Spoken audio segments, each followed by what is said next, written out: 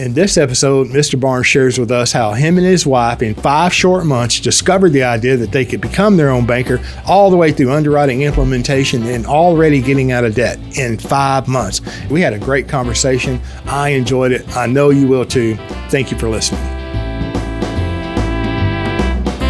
Welcome to the Banking with Life podcast. I'm your host, James Neathery. And as always, I'm excited. But there's sometimes I'm more excited than others. And today, I'm more excited than maybe some other times because I have a fabulous gentleman on here. You're going to love him. He's agreed to share his time with us. And today's his birthday, too. So thank you for coming on and being a guest. I'm excited to talk to you. How are you? Doing just fine, Mr. Neathery. I'm excited to be here. I ran across a podcast zooming through the financial gurus and people talking about the get rich quick things and all of this. And what I heard you say in your podcast hit me like nothing had never hit me before. Becoming your own bank, protecting it against lawsuits, the generation of wealth, it not being a product but a process, and living like you're going to funding like you're going to live for other, but work on it like you're going to die today. When you another one you said was that the policy holder have a greater bearing on the results than the insurance company itself, and where to park your money. These things really opened the door to me. I said, show me something better than that. And another one you used, I'll show you a herd of unicorns being shepherded by a leprechaun. I appreciate that. So do you normally listen to financial gurus, or how did I come across your listening time? You know what I mean? So, yes. James, it's like when our pastor was preaching that the Lord is getting ready to open some doors to you and some things like you've never heard before. And we have this thing called Big Day, my pastor, Dr. Bernard Grant, that we have once a year. So my wife and I sold a $2,020 seed. In less than 2 weeks, you came across. Oh. And they opened the door. I said, this is nothing like I've never heard before. We spoke, either you called on a Saturday or I called you, but we connected on a Saturday, not that too awful long ago. Right. And we had a great conversation with, you and your wife, and she kind of told me about that. And it's very interesting, she was searching really for guidance on money, right? Something along those lines. And then I came up across y'all's path. And she is very flattering, very flattering. That was a great conversation, and I enjoyed it. And I wish she were here. Maybe we could do another follow-up podcast with her on here too. But look, today's your birthday. Happy birthday! And thank you. You're welcome. And I'm bringing that up because because it's your birthday and it's a special day, number one.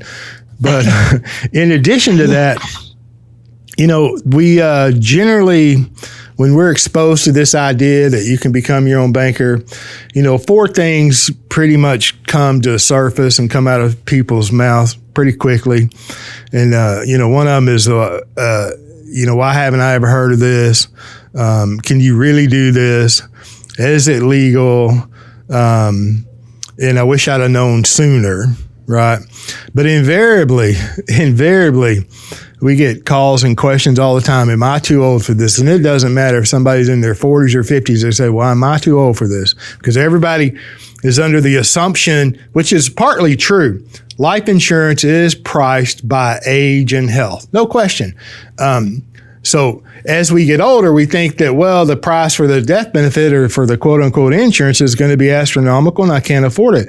But these policies, even though they do have a death benefit, you can't jump over the death benefit. It's very important in a financial plan. But these are not focused on the death benefit, right? So that's right. just would you speak to that a little bit about, I wish we'd have started sooner, or am I too old for this, or, that is most definitely one of my sayings. I wished I've heard about it sooner.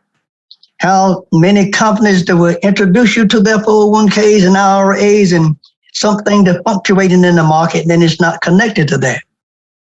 And I do wish I had started this sooner, and who knows what my life would have been like if I hadn't started back no further than when I was employed at the Firestone Tire and Rubber Company where I retired from. So when we heard this concept, and just like everybody say, why didn't I hear from you sooner? And when I speak to people about it, they say, well, why haven't I heard about it? I said, well, that's the world's way of the 1 or 2% controlling the other 97% of the world's wealth. It's not surprising that you haven't heard about it. And so when I speak to people about this, and you want to be financially empathetic when you know their financial situation, and then all of a sudden someone will take off and say, they'll start trying to teach you all of a sudden. And I thought about the one you used about, is it Will Rogers? It's not what people don't know is the problem, but what they think they know that just isn't so. Yeah. And I found that to be so true. I might have done some of the same things in time past. But it's kind of hard to elaborate on something that you can't even speak about. It's like leaving North Carolina for Florida, traveling west. It's just that far off of course. And so when I did get it, I told Betty, I said, if it doesn't come from the Nelson Nash Institute, Nelson Nash's right-hand man, James Neathery and Carlos Lara and Robert Murphy and those guys, there's nothing else you have to tell me about finances, because I heard enough financial gurus that led to me had to be nowhere. When they're calling the names, but they know they are the haters and the critics. Now, so Betty, I said, if we continue to allow the goofy and the kooky and the spooky to dictate our direction, we'll be in worse shape than they are. Amen. And worst case scenario, I said, they may want to make me president of all of them simply because I'm the stupidest of all of them. You all seem to be extremely knowledgeable of this game. And it's a game that I love to play. I think a game I love to continue to play. Well, we try. We try. I'm still a student. It's like you mentioned haters and naysayers and backbiters. And I found out last week that, or a week or so ago, I found out recently that I have my own hate page. People don't like me. And so I'm told by the younger crowd that, you're somebody if you got a group put together that doesn't like you, Yeah. But no worries, it's like we kind of talked before the camera turned on, about the noise, and I appreciate what you said, blowing up the noise. That kind of makes some people angry sometimes, but and I mean, I'm not called. I don't feel like I'm called to save everybody because I can't, right? So that's right. But if I point toward the light and point, here's the truth, this is what I believe is the truth, and you should discover it, and you should look.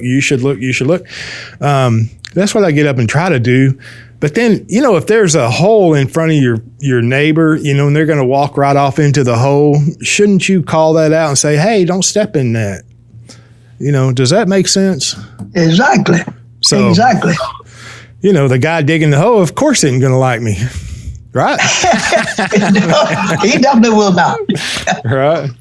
So, okay. So how long have you been doing this, Mr. Barnes? And tell me how you heard the idea, you shared it with your lovely wife, and you're all in, and then, kind of narrowed it down to the Nelson Nash Institute, which I think is the correct process and method. And then, did you go on their practitioner finder to find me, or how did you, just because you heard me on a podcast? I mean, how did we come to get in contact? Okay. Well, with the internet and not needing any cable, I have a lot of outs to come through my TV.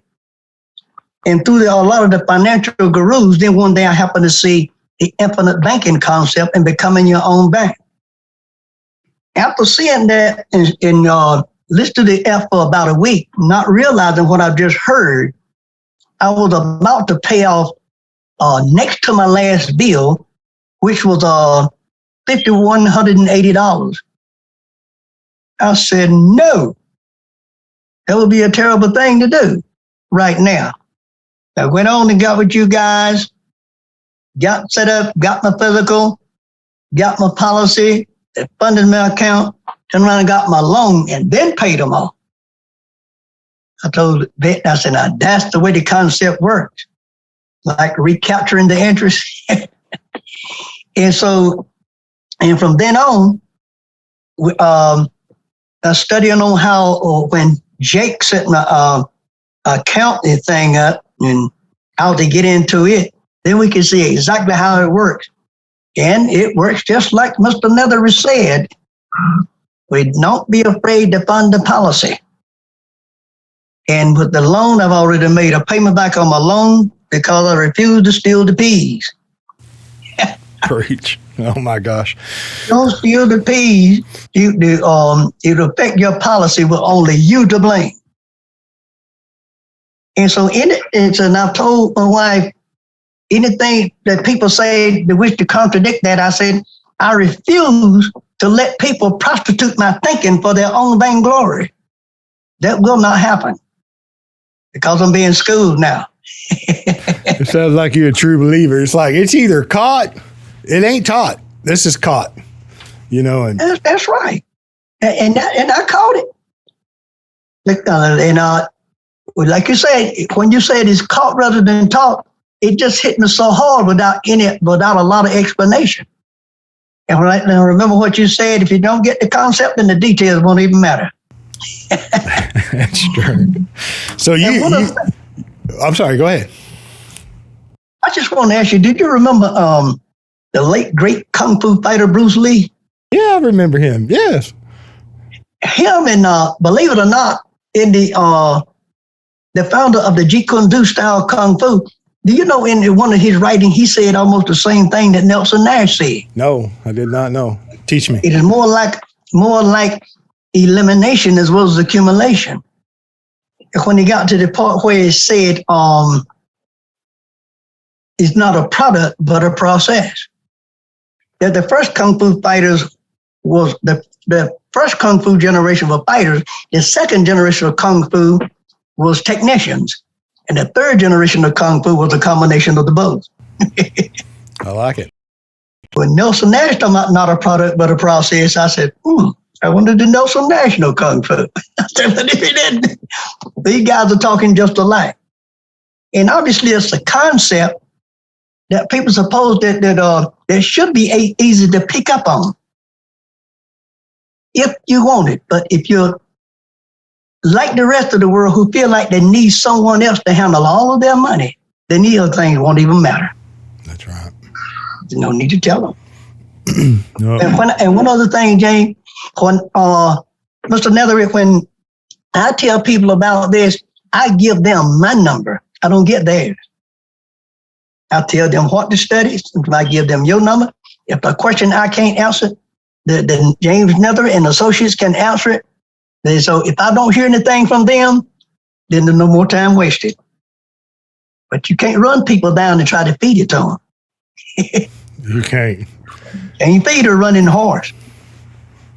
I have a friend and colleague, and she said, and she got this from a mentor that she had and may still have, and I don't know him, but Gina Wells, she said, if you got to drag them in, you're going to have to drag them around.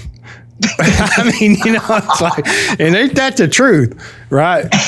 And all of the financial world is kind of set up where you're trying to track everybody down. You're trying to, bring your friends and your family in and then pester them to the nth degree until they surrender and say yes to whatever product, but the life insurance is kind of that way, the life insurance industry, or it was.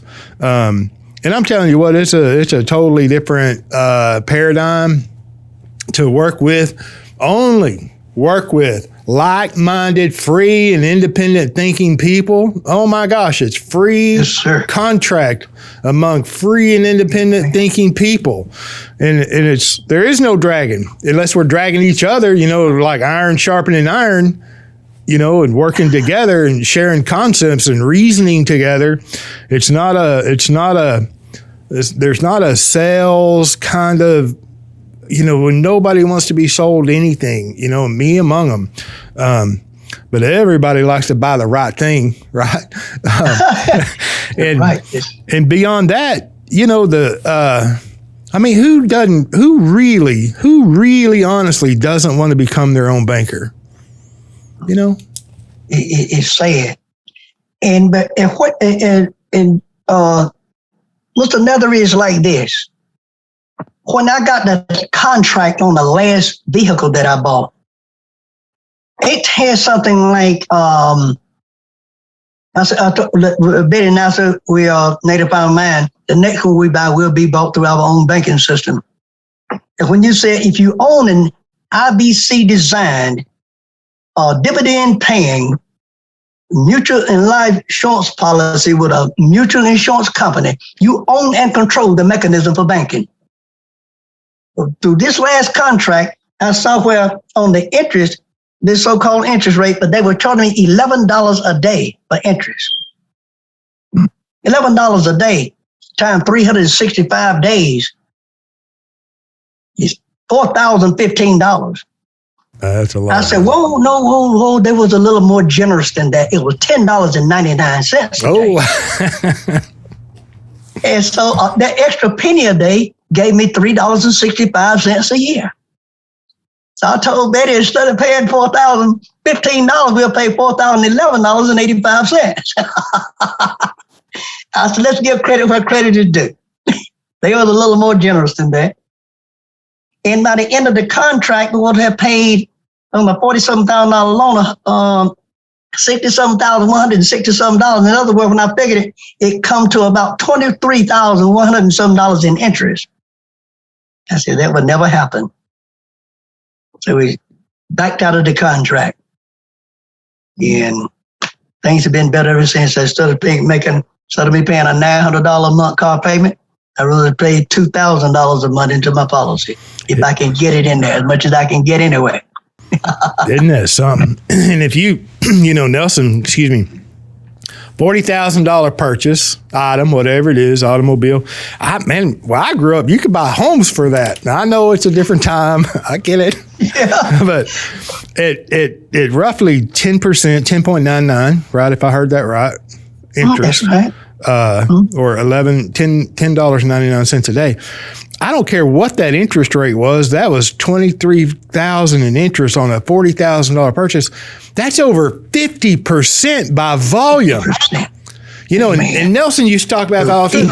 Everybody's going broke. Not everybody. America, the all-American average individual is struggling at 3, 4, and 5% interest rate by 35 to 40% by volume. It's a rate versus volume. And then I've said it this way many times, if I had a sick cow, let's say I have a 1,000-pound cow, she needs to be doctored, and I'm going to give her some medicine. All right, does it matter how fast I give it to her, rate, or how much I give to her, volume? Too little isn't going to do anything, and too much is going to kill her. Right? I'm glad you brought that up, because there's a huge difference between rate and volume. And then it takes time. You backed out of that contract, which I didn't know any of this. I appreciate you sharing this. And now you'd rather put money into your policy, and now you're building your policy. And then the next car y'all purchase, you said, will be from y'all's own banking system. And now just think about what 23% of interest by volume would do for your own banking system. It's crazy. But then people just don't think about life insurance that way. We're really taught and trained in how to think about life insurance, I think, even from the financial world, but also as consumers, we're really trained how to think about money and how to think about life insurance. And it's not necessarily for our benefit. I'm not saying everything that we're taught in the financial world is wrong, but most of it is. It sure is. But I'll be the bad guy for calling it out, Anyway, that's powerful. I'd rather have 23% volume in my policies than 5% all day long. So, yeah, and when you mention interest volume, and so many people, and me as well as anyone else, have been stuck on what's the interest rates? What's the interest rates? The bankers are more concerned about interest volume. I was telling Betty and I was sharing with each other, so if you turn the volume up on the radio, it gets louder. Turn the volume up on the interest, they keep you out there longer. Now, this another scenario that was used on the infinite banking concept was, say, for example, a $400,000 house at 2.79% interest or 25 years is $1,853.43. That's about the very first payment was $923.44. The other $930 went to interest. And that's almost cut in half. That's your 50% there. Well, I told the bank, I'll tell you where your 2.79% comes in, and I'll tell you where it leaves before the first house payment and after the last house payment. It was in there along with another 48%. Yeah. Right. That's right. But then, that's what we get stuck on. Yeah. Nelson used to say, and it's true, that's perpetual because most people refinances their house or they sell. Most people don't live in their homes 30 years. That's right. They refinance it 1 or 2 times. They move 3 or 4 times. And so all of that interest up front is perpetual. And it's like, oh, and then we have here Mr. Barnes and his lovely wife saying, no, we're going to back out of that contract and we're going to fund a life insurance policy or a system. And it's like delayed gratification on the next purchase of an automobile. What's wrong with that? That's where success lies, in my opinion. That's where success lies. In the mere fact that you read a contract. Who reads contracts today? I mean, no, we just headlong run off in and sign things, and then of course we pay the price later, and you don't have to be an attorney to read a contract. It's okay to read things that you sign, in my opinion, right? I too. But I love that. And tell you how hard it hit me, James. I don't even think I ever owned a briefcase. When I heard about the infinite banking concept, I took off to Office Depot and bought me a brand new silver briefcase. And it ain't cheap either. And I have some valuable stuff in there. What you got in there? Oh, I have the whole contract in there for one thing. I have the last car purchase contract in there. I have my codes and IDs in there for pulling up my account. I have different definitions of words that I hit people with. Usually if I write it off, I don't need it anyway, because just like the saying one time, you say success is a progressive realization of a worthy idea. And I have a lot of sayings in there, like people say, I've been running all day and I've been doing all day and I'm working late in the office but my question is, doing what? Because I think if you really, really know what you're doing, it doesn't break a lot of sweat. I tell people all the time, everybody's born with a mind, everybody's born with a brain, but nobody's born with a mind. You had to be developed. And what our mind is being financially developed in is a worthy idea of success and a progressive realization.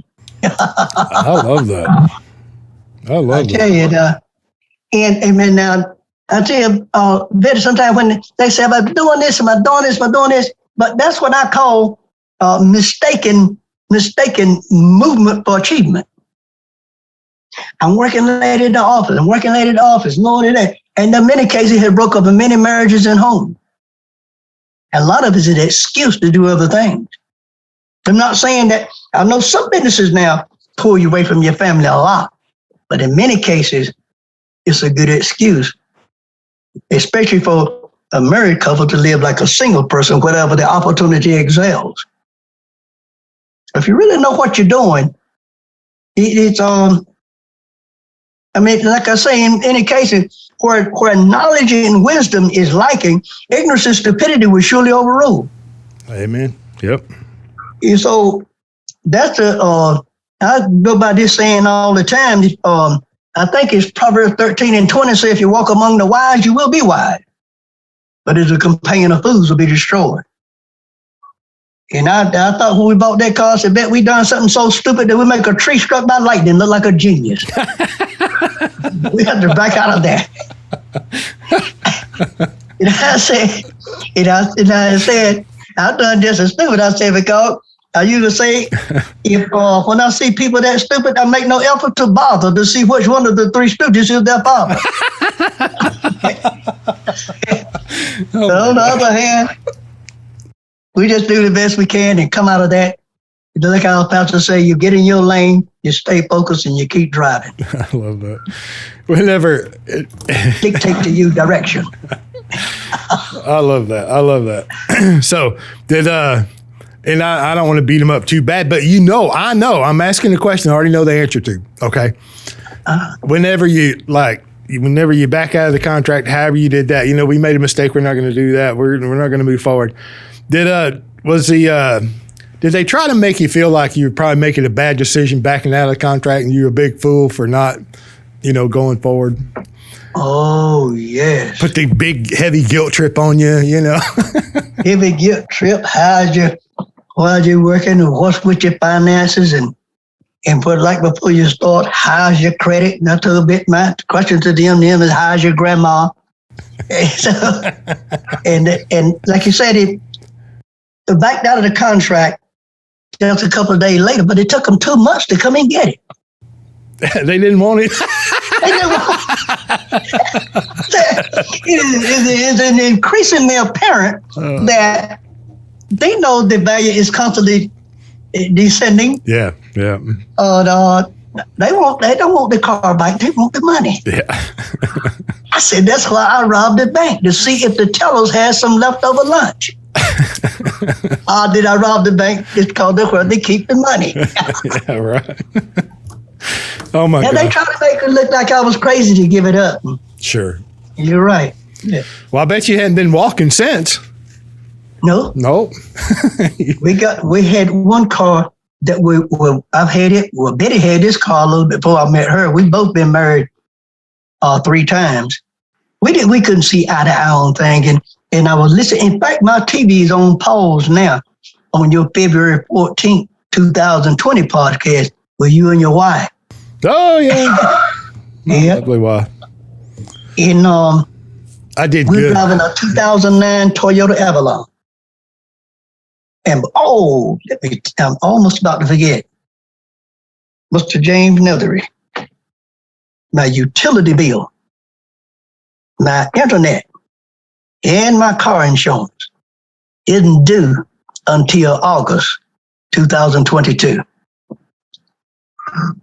Got that other bill out of the way, the $5,000 to $5,100 balance I was telling you about. Mm-hmm. That freed up $266 a month. And so now I'm just down to my first cousin, the IRS. $200 and mortgage is the only thing I have to hear from for a whole year. How's your cousin? How's your first cousin? How's he doing? He's doing pretty good. He's about $7,000 mad. He don't give much grace, does he? Not very much. No, he doesn't deal in conversation and maybes, and he deals in assets and cash. That's like right. Like, there's no leaning my way at all. No.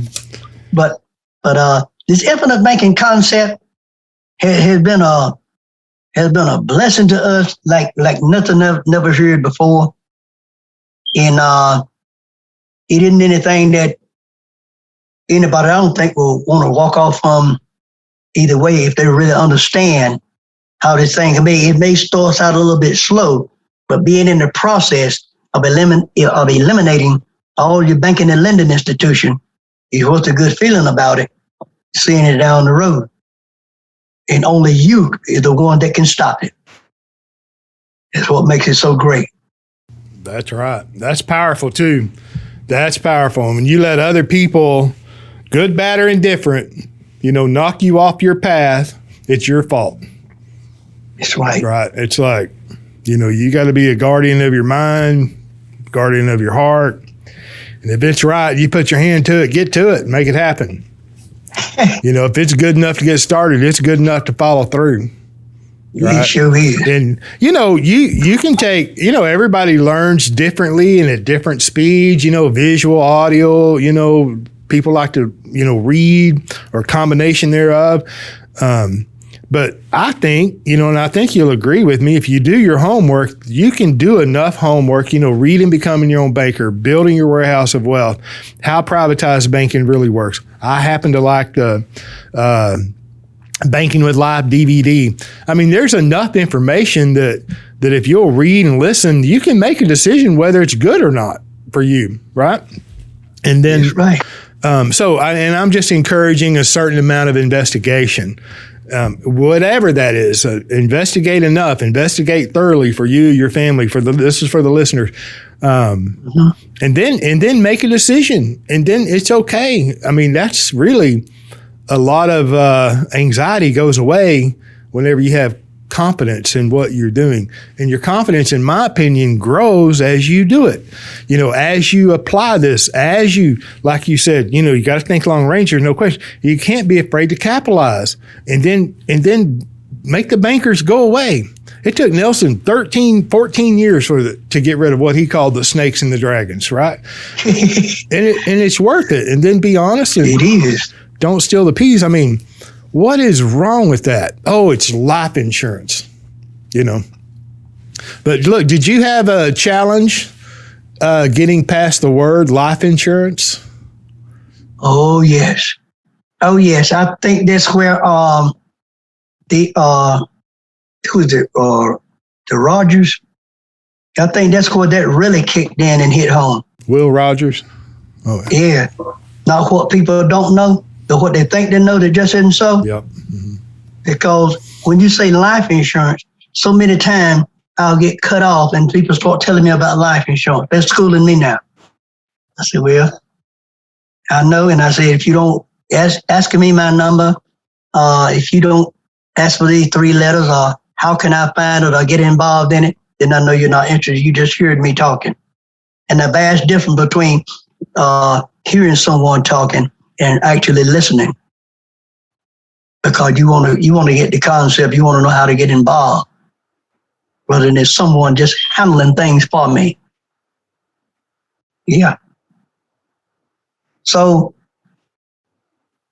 this is something that I think that can generate a warehouse of wealth. My grandson graduated from high school on June 6th. He'll be going to A&T for business administration. I said, well, what better business can you get into? And so I'm in the process of after getting real schooled myself, really turning on them and having some of these privatized family banking seminars to help them to really understand this thing. Yep. So you're bringing it to your family, is that? Yes. Yeah. And mostly, it seems like it's mostly the younger ones, because I have some family member that had money laying around the safe deposit box, and they hear me talking and they never say anything about it, and they're just not interested. And like you said, when you hear whole life policy, they just can't understand that. But what got me was when you were saying that that's where the super wealthy park their money, or your money have to be parked somewhere. And for the past 15 years, well, I've always heard that the bank use other people's money to make their money off of. So I've just been getting my money out of the bank every payday and put it in a safe deposit box until I find out what need to be done with it. I always knew there was the inner something inside where I could get something going that was worthy to be accepted. And when you came across on that podcast, you brought some information that I had never heard before. And I think I'll be with it until, since it never stopped growing, until the day I graduate. I love that. I'm happy. I love it. I'm happy to be a part of that too. So, how long you been retired? Can I ask? Since 2007, from my job that I was on for 31 years and 6 months. But I worked 4 or 5 years after then as a little cleaning service and stuff like that until I just finally decided one day to get my gasoline can and burn up all work clothes. Oh, it was a celebration. It was a celebration. Mr. Neathery, they had me handing tobacco and bought tobacco at 6 years old in 1957. And doing that until my grandfather was farming, up until I was 18. And this past May made 52 years I've been out of high school. And now I work 40-some years out of 52. So it's time to take a break.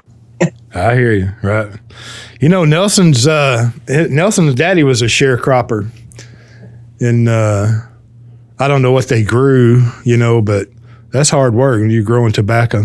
Not that I know anything about growing it or working it. I know how to smoke it, wrapped up in a nice cigar. If I get in them, that's what it will be. But I don't smoke. I'm just saying I've had my share of fine cigars, and but I don't. That's some real work. And then, so what do you do with all your time now? I mean, you found yourself probably busier than ever when you did retire, and you've retired successfully for several years. So, what do you do? Just have fun? Most of the time, I've always had a little stuff that I write. I did write a book, but the core agendums I wasn't satisfied with. Quite a few pages were lost, and we went on with it anyway. I really wasn't satisfied with it. It was on relationships, about the transitioning from significant other to spouse. And it has some interesting spots in it, but the writing didn't flow the way that I like for it to. But if anybody had told me in 2007 when I retired, 10 years later, that I would buy another house, be married again, write my first book, and move to another county, I said, you got to be talking to the wrong man. But that's exactly what happened. So I still write little stuff here and there, and now I really have something to write. All right. About the infinite banking concept. I love it. So y'all are on your way of getting out of debt, and then the next thing would be a car. Is that fair to say? More than likely. Yeah, I think that's the next thing to be a car. And the IRS. We're going to try to get the car and hit the IRS pretty hard. Other than that, it'll just be a mortgage. I got it. Did you say it was your first cousin or second cousin? The IRS.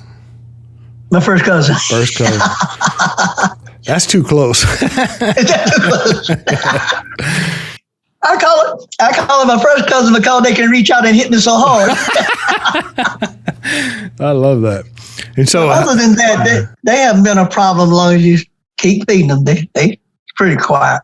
Oh yeah, no problem. As long, no question. And then, so how long have you been doing this? When did you first hear about the infinite banking concept?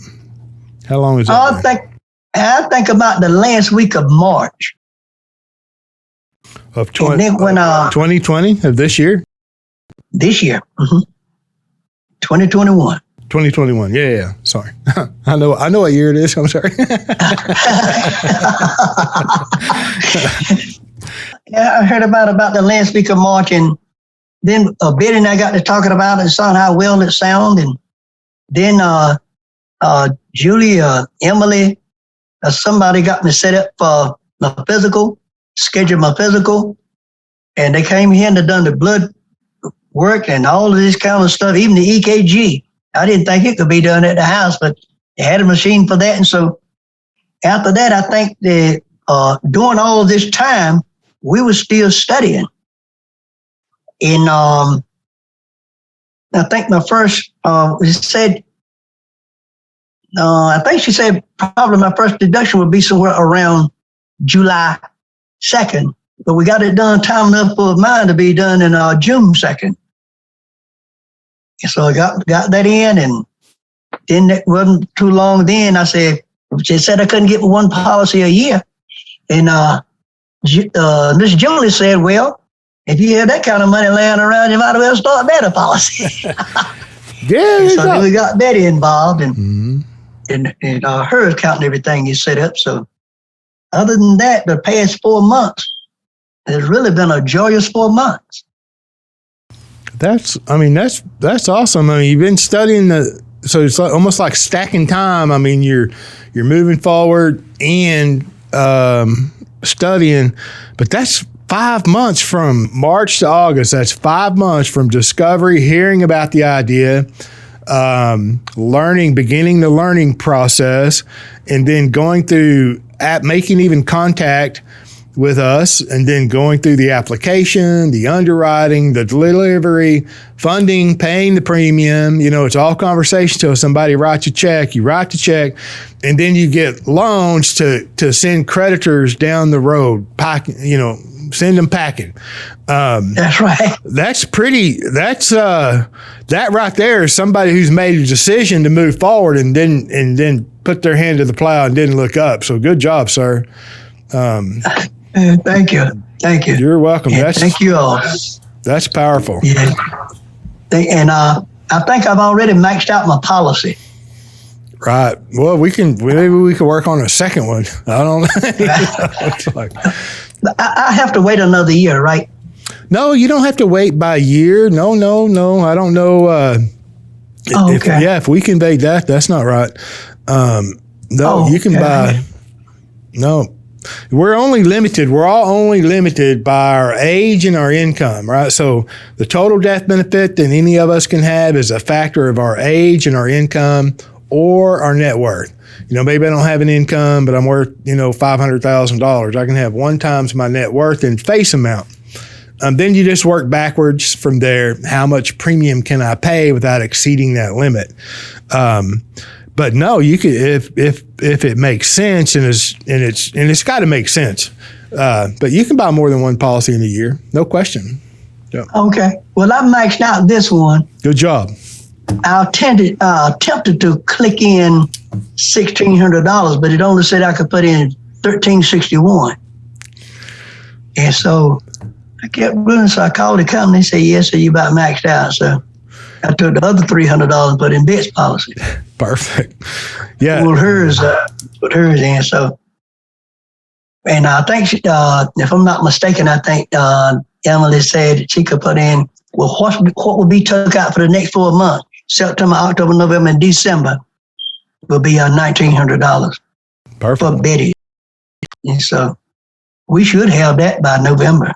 Oh, yeah. Make it happen. All right. All right. Well, listen, we're at about 45 minutes. Is there any parting wisdoms, anything that, we haven't covered that you want to bring up or mention? Well, nothing more than and I don't mean to put you on the spot, but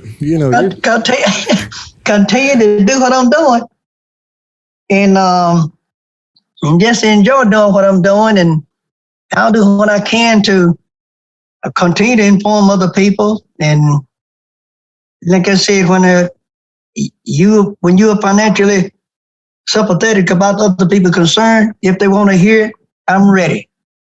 If they don't, we'll just keep doing what we're doing. That's right. Lead the way. Be the example. Make it look easy. Right? Yes. And I know, and I've told Bet we will hear today when they say, how do you all do this? And how do you do that? Well, 3 or 4 years ago, we tried to tell you this thing. and it works. And I've heard a few other practitioners, and it's just like y'all said. Just like you said.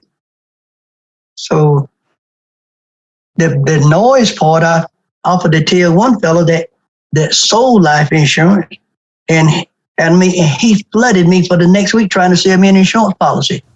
I said, I said, there's something you have terribly misconstrued. I said, I didn't call you to ask you anything. I called you to tell you something. I called to do the telling, not the asking. And I might have well been talking to a tree. He just kept right on. He went on and on. But I can do that. I knew that. And he found out, he called some mutual company, he said, and he found out that what I said was right. Then he came back and told me, well, we can do the same thing. I said, well, that's just like the driver ed student, after he learned to drive, go back and tell the driver ed teacher, I can teach you how to drive. Right. How stupid is that? Yeah. Oh, yeah, we can drive cars too. Right. I love that. Other than that, everything is flowing pretty well. I have definitely enjoyed this cast, one of the greatest birthdays of my life. I told Betty date of birth. I said, nobody ever had but one birthday. Everything else is your date of birth. I said, beats all I ever seen. I said, you show me something that you think is best. I said, I'll beg for a date with the Wicked Witch of the West. Until then, I'm going to stick with IBC. I love it. I love it. Well, listen, I greatly appreciate you. I appreciate you taking the time.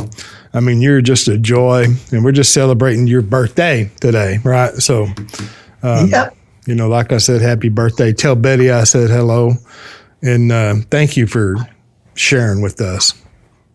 Oh, right. I appreciate it. I really enjoyed it too.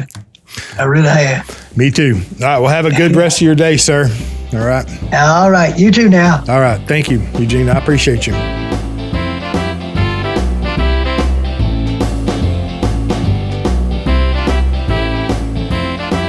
Thank you for joining us on the Banking with Life podcast. If you're watching on YouTube, make sure to like and subscribe and click on that little notification bell. Otherwise, join us on Apple Podcasts and Stitcher for weekly content.